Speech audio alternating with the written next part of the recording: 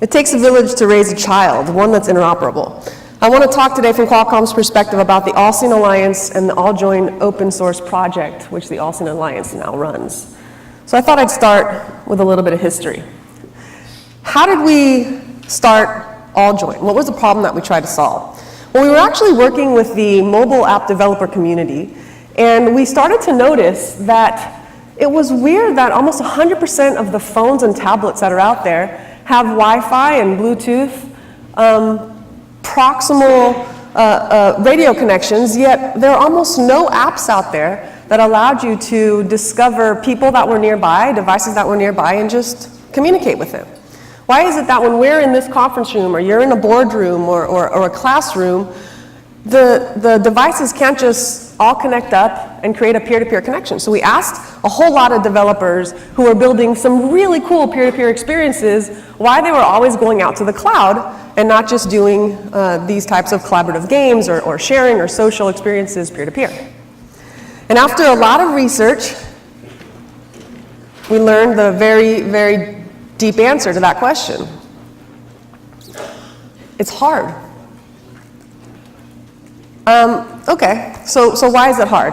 Well, it turns out that the guys that are building these super cool user experiences that we all love on our mobile phones aren't necessarily radio protocol experts. So being able to discover devices nearby, then being able to discover what services are available on those devices nearby, being able to adapt to networks where people are coming in and out of this conference room, devices are coming and dropping.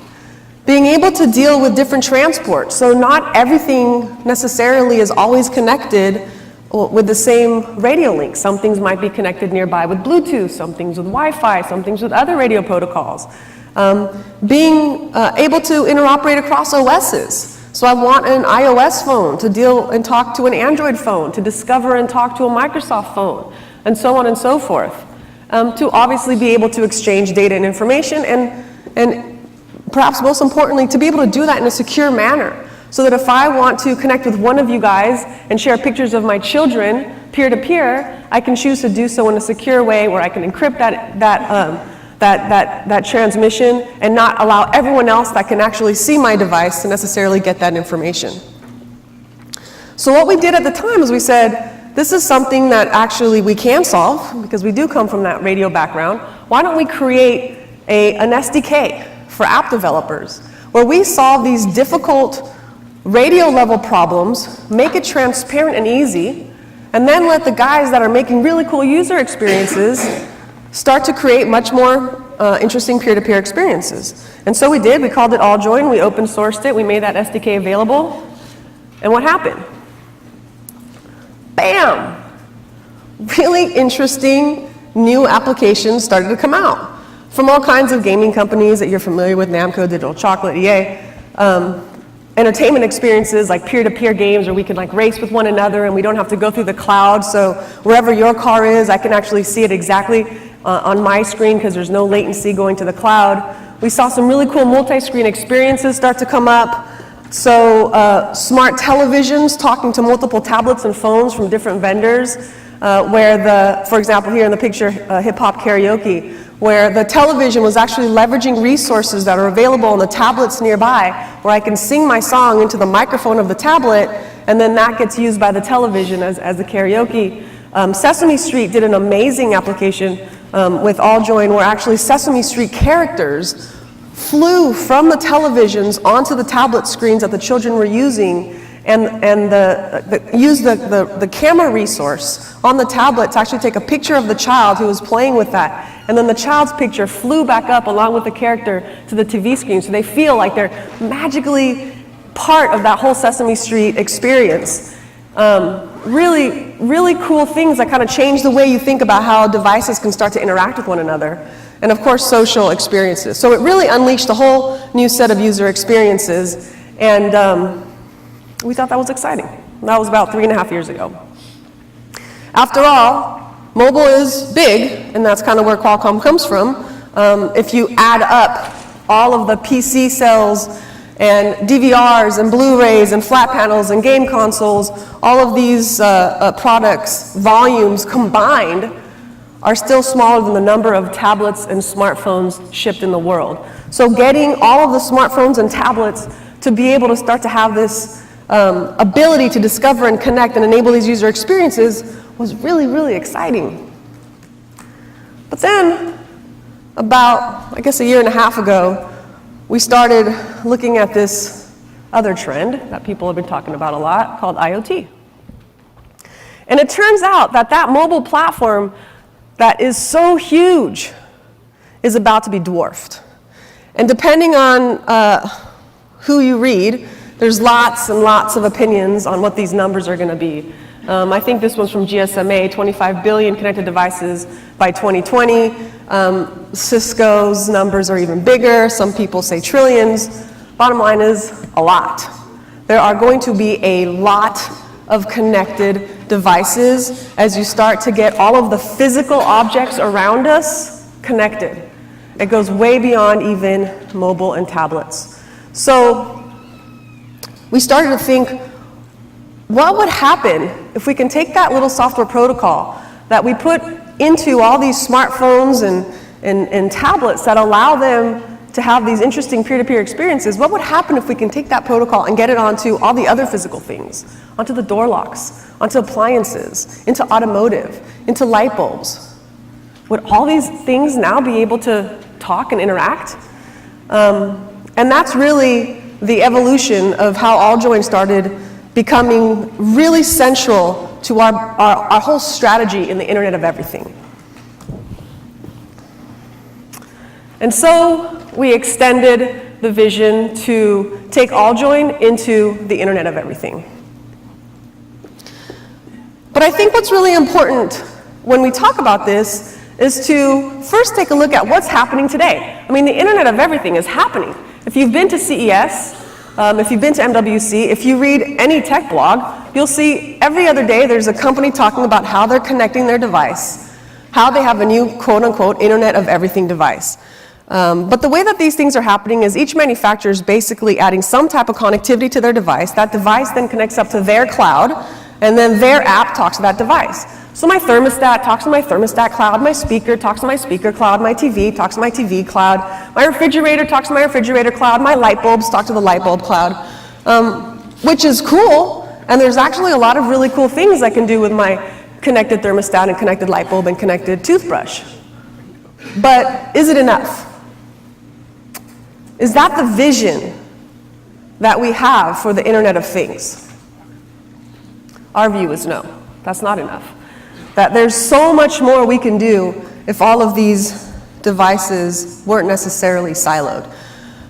So indeed, the Internet of Things, this concept of ubiquitous connectivity in all the physical things in our life does promise to make devices smarter. But the truth of the matter is, if you take a look at how it's being manifested today, only if they can speak the same language do they really realize that intelligence. And they don't speak the same language today. There's these silos that are being created, and sometimes those silos are being created based on brand, based on manufacturer. Sometimes these silos are being created perhaps based on service providers. But somehow or another, we need to be able to bridge communication across brands, across verticals. Like, it shouldn't just be some type of solution that's created just for the connected home, and then another type of solution that's created just for the connected automobile, and then another type of solution that's created just for the connected education or healthcare area. There should be one common language that all of these different devices speak. We believe that language could be AllJoin. And AllJoin's goal, AllJoin's mission as an open source protocol is really to make that a reality. A lot of people, when they hear about AllJoin or they do a little bit of research on it, kind of walk away from talks that I've been at going, okay, I think I get it. AllJoin is this piece of software that allows you to do discovery and interoperability, right? Okay. Actually, one of the most fundamental tenets of AllJoin, one of the most important differentiators of AllJoin as an open source protocol is missed. And I want to take a couple of minutes to describe that, because I think it's so powerful and it's so important that I like to talk about it with an analog to the mobile phone. Clearly that's where it comes from. So one really unique aspect of AllJoin is that it allows devices to describe their capabilities or to describe their resources in a dynamic way via consistent APIs, via interfaces, what we call in AllJoin speak service frameworks. So let's take a look back at what happened when we went from feature phones to smartphones. What was the big transition? The key thing that happened when we went from feature phones to smartphones was not some new necessary hardware advancement. In fact, many of the early smartphones had a lot of the same hardware that had been in phones for years. You know, the GPS had been in phones for years. Microphones, speakers, screens, CPUs, all these things had been in phones for years. What happened was a few companies figured out a way to expose all of the resources that were in hardware through a set of consistent APIs. So iOS, Android, Microsoft, several others basically created these OSs that allowed developers, guys that completely came from different worlds, to enter the world of mobile and start to leverage the resources that were available on these phones via a consistent set of APIs. And what happened? It changed the way we live our life today. It has transformed our world. Because now there's millions and millions of apps that we use every single day, and there's an app for that, there's an app for that, and there's an app for that. In fact, the guys who were building mobile phones for 10, 15 years before never would have thought that someone would take that phone and turn it into a flute. But someone did. Because they got access to the mic, they got access to the touch screen, they got access to some speakers, and they turned the phone into a flute. The guys who were building phones for 15, 20 years, we probably never would have thought to turn our phone into a golf swing measurement tool. But someone did. Because they got access to the accelerometer and to the gyro and to a couple of other things, and they turned our phone into a golf swing measurement tool. So this concept of being able to expose your resources in a consistent way and opening that up to all kinds of other creative people to come in and take advantage has been transformational to our world. So now imagine this. What if there was a way that we can start to expose resources outside of that little tiny black box we call a phone? What if there was a way that I can start to expose the resources of that speaker, of this mic, of these big screens, of that thermostat, of these light bulbs, so that an app developer that comes into this room could write an app that leverages the resources on the phone, like he or she is used to, but could also start to leverage the resources of the physical objects around us. It will be transformational. It will change the way we live our lives. And that is one of the most interesting things that AllJoin does that is often overlooked, is the ability to expose the capabilities of the physical objects in our world in a consistent manner so that devices can describe themselves. They could say, hey, I can play back an audio file. Hey, I can display notifications. Hey, I can set clocks. You can set a timer on me. You can turn me on. You can turn me off. The ability to allow developers to do that and then to leverage resources beyond the physical limitations of one device is very, very powerful. And that is one of the reasons we think it's important that devices interoperate. That's one of the reasons we think it's important that devices across verticals, across brands can discover and talk. And that's when the Internet of Things, the Internet of Everything, really becomes magical.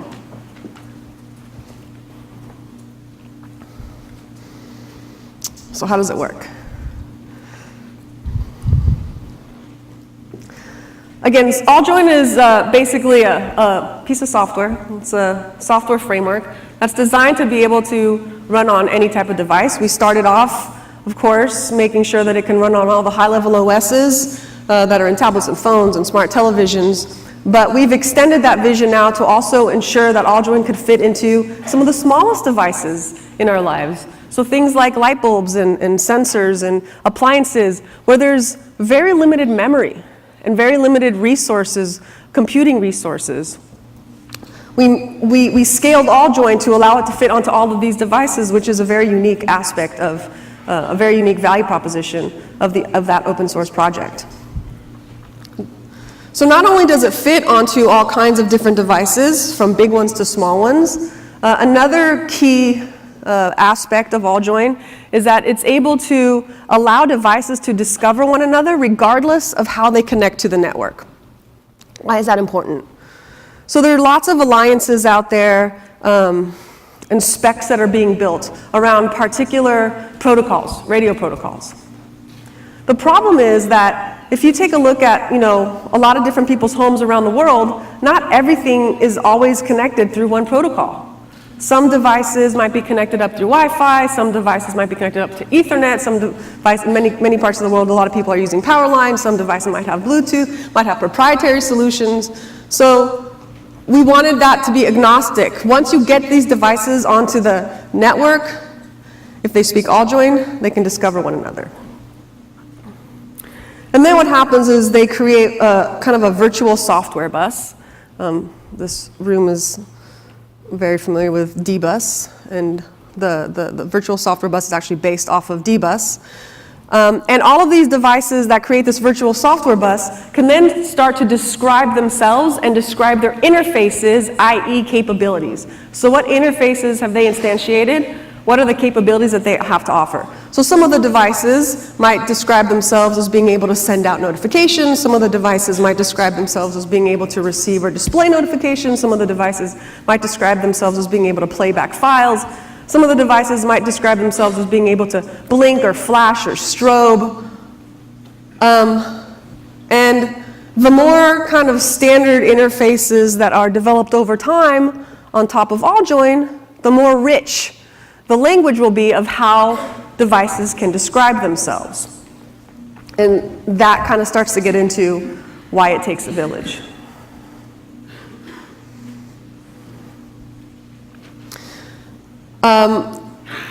Proximal network topology is really another core tenet of AllJoin, and we think that it's extremely important. If we take a look again at kind of how are things happening today, there are several key trends that you can start to draw. The first one is, if the fridge goes out and talks to the fridge's cloud, and the speakers go out and talk to the speaker's cloud, and the thermostat talks to its cloud, the only way that these things can be really interoperable is if some of these devices happen to have open APIs on the cloud side, and then the clouds talk to one another. So that's cool. So in some cases, there might be a couple devices that I bring home where actually the clouds do leverage each other's open APIs, and they can talk to one another. But not everything I bring home will necessarily have been written to talk to the various open APIs that are out there, since every single company is creating their own cloud. This is not a very scalable solution. So there's an interoperability issue with this topology. But maybe more important than that, there's a bigger problem with this topology. A really, really big problem, we think, and it has to do around security. If every single device in your home that you bring in opens up a path to the public internet to talk to its cloud, then that means if I have 100 different connected devices in my home, I can have 100 holes poked through to go out to the public internet through my firewall. And maybe 80% of the devices that I buy are built from manufacturers who really, really care about security. And they've done an excellent job ensuring the security of their device out to their cloud so that it's not hackable. And we all know that anything that's connected to the internet is at risk of being hacked. The problem with this topology is that all it takes is one weak link. All it takes is one device that I brought home that isn't that secure. And if someone can hack into that device, they can hack into my whole network. So the more devices, the more connected devices that I bring home that go out and talk to their own cloud, that punch a hole, through my home firewall and talk to the public internet, the bigger the surface area of attack in my home. The reality, though, is that this is how the Internet of Everything is evolving. This is how every manufacturer is kind of going out to market. And we actually totally get that. I mean, the reason for that is this is how manufacturers can easily get products out to market. It's how they can control their devices. It's how they can ensure that all of their cloud services can speak to their devices. It makes total business sense. I actually don't think this is going to change near term. But at some point, as the Internet of Things gets really big and a lot more common in households, we think that consumers, and if security really does become an issue where attacks grow, we think consumers will get upset. And they're going to look for topologies that ensure better security. And you're just starting to hear about that now. You hear about the refrigerator that was attacked. You hear about baby cameras that were attacked and bad guys are starting to talk to the babies. You hear about like toilets that were attacked and people are messing around with your toilet and flushing the toilet. So we're starting to hear that, but I don't think it's mainstream yet. But at some point, if this becomes mainstream, we have to look for alternatives. And the AllJoin open source framework actually offers that alternative.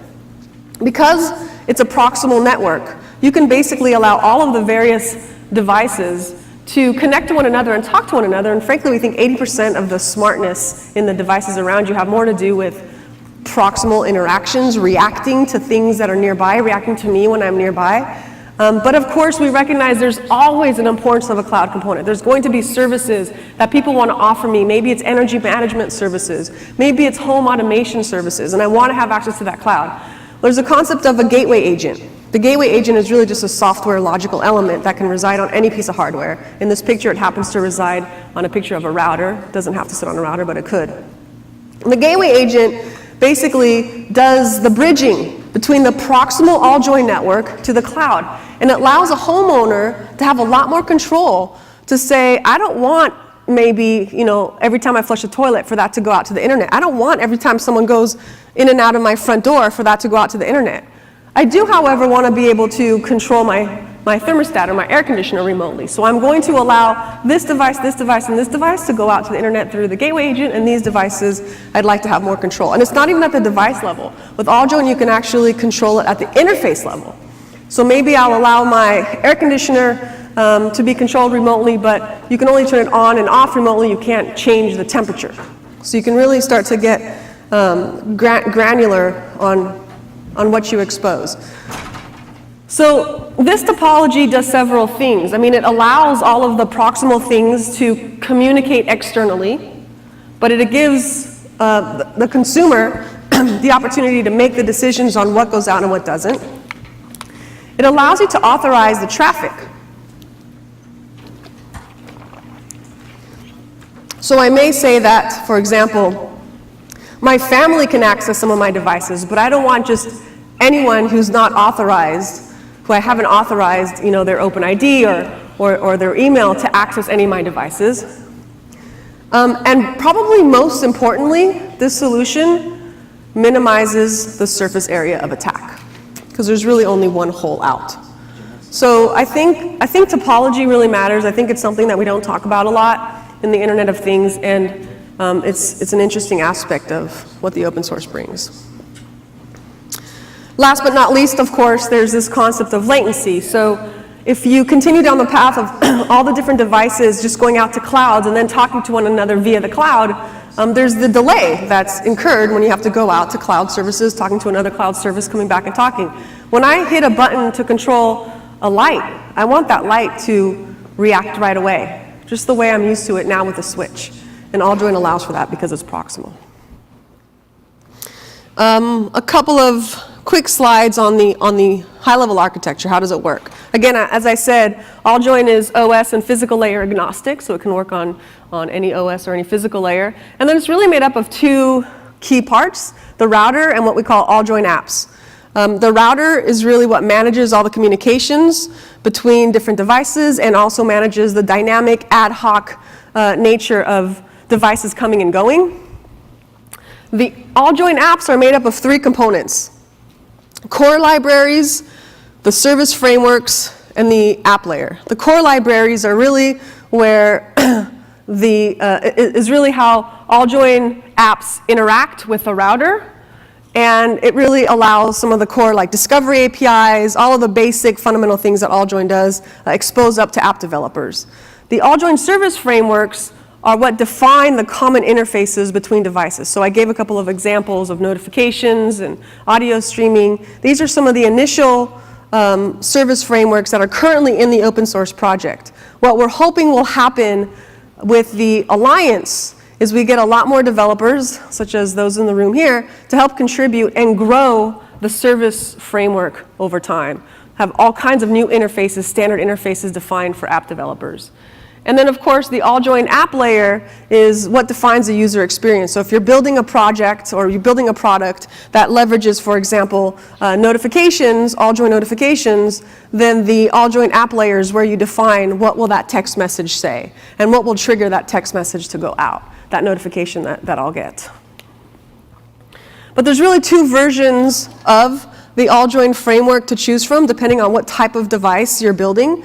There's the standard AllJoin, which is everything that I just described. It has the router. Usually it runs on a high-level OS, like Linux. And then there's the thin version. And the thin version does not come with a router. It's much smaller in terms of memory requirements. It can fit on devices that are usually extremely constrained devices. And devices that run thin Android, the devices that run that thin AllJoin actually have to discover at least one other device in the proximal network that's running standard so that there's a router that can help bridge it to the rest of the proximal network. As long as there's one router, everything is fine. Now, once all of these devices are connected to one another, they are all actually equal citizens. So applications and services have no idea what devices are thin clients and what devices are standard clients. So I kind of described so far a lot about what is AllJoin and how does that project work. But I think the main point that we want to get across here is that the vision that we have is huge. To achieve the goals that I've laid out of what the Internet of Everything can and should be, we can't do it alone. Qualcomm can't do this alone. To get AllJoin onto all the different devices that are out there in the world, from big to small and everything in between, we can't do it alone. To evolve the roadmap of the standard interfaces that describe devices, we can't do it alone. We're not experts in HVAC system, and experts in appliances or light bulbs or all the different things that we want. We want the companies who are experts in all of these fields to come and help expand that roadmap, to evangelize the framework, to define the standard interfaces. We can't do it alone. This is something that we really need to have as a collaborative project. The reason that we looked to the Linux Foundation is obviously it's very well established, independent.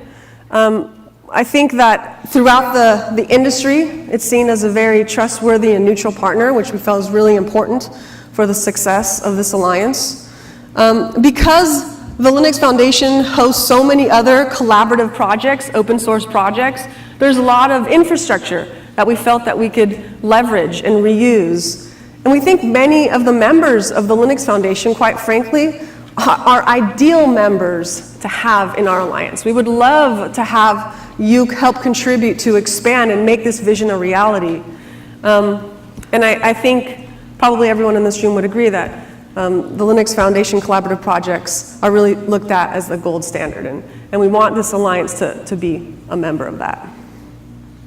So the AllSeen Alliance's mission is really to take companies from around the world across very different verticals to work together to create open source, to show thought leadership, and to drive innovation across the Internet of Things with this open source platform, and to grow the ecosystem, get the AllJoin open source project into as many devices as possible, as fast as possible, and help grow the code.